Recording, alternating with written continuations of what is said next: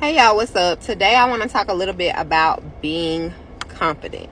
Now, having confidence kind of is a double-edged sword. People will think like you're overconfident, and that can sometimes correlate into being arrogant. But in order to manifest and get the things that we want in life, we have to have confidence in our abilities. Say I want to be the best singer ever. I have to be confident in my skill. Now, I'm not like doing too much where I feel like, like nobody can tell me anything, nobody can correct me, but you have to be confident and say like, hey, when I go up on stage, I'm gonna give it all I got, give it all I have, not trying to be like someone else.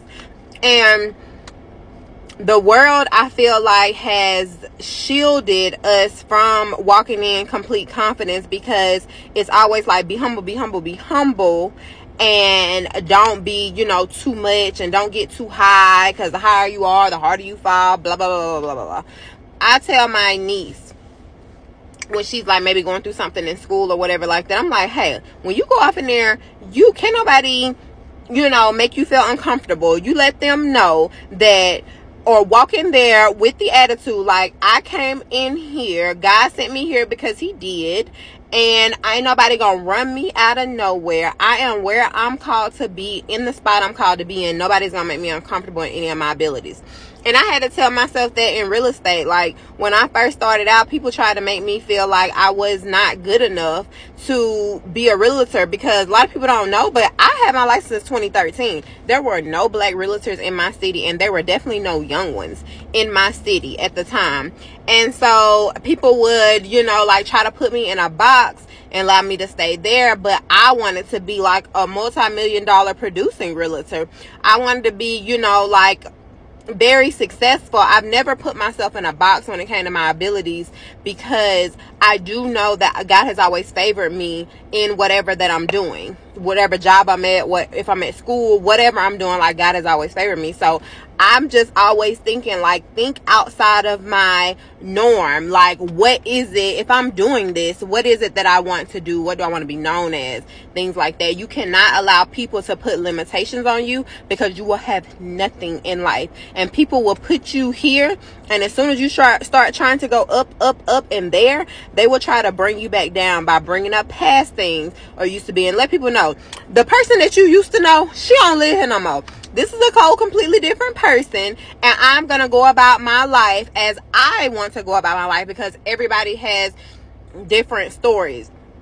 When people try to put on me, you ain't married by now, you don't have no kids, blah, blah, blah, something that, it's something wrong with you, I ignore that completely, because I know, like, God has a certain story for me. When I get those things, I'm going to be older in life, and I have always wanted those things as an older person in life, because I knew I wasn't mature enough to be nobody's wife, because you can't tell me nothing, and I'm trying to grind.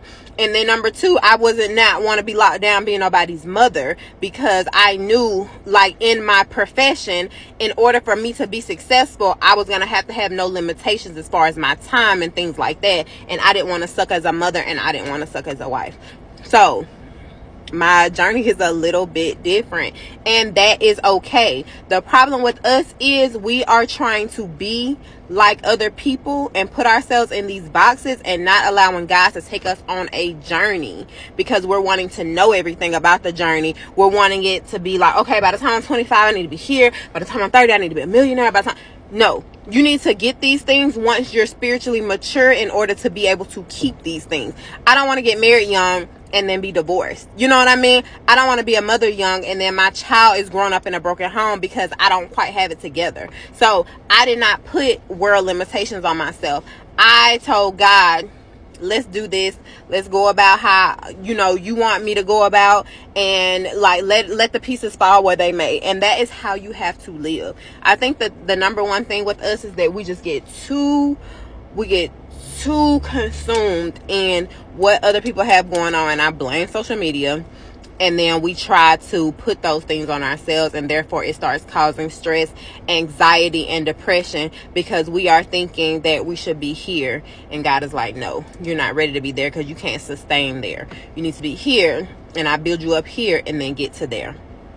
But anywho, that's my tangent, okay, for today. But the number one thing that we is talking about today is confidence. When you go in a room, go in there like God sent you there. It does not matter if you are not qualified. God never qualified anybody. If you read the Bible, everybody that he used was unqualified. And that is the beauty of being a child of God, because it allows us to be able to utilize faith. And it is impossible to please God without faith, okay? But anyhow, I just want to hop on here real quick. It is Friday, and you know, it's casual Friday. So I got my t-shirt on. I'm waiting on one of my clients to get here, and so we can talk about her getting a home. But yes, it has been a good week. Things are getting under contract. I have not posted, because I never post after home inspections and all that, but things are going well. I'm definitely very grateful, but y'all still stay tuned in, and next week we will talk about relationships. Bye.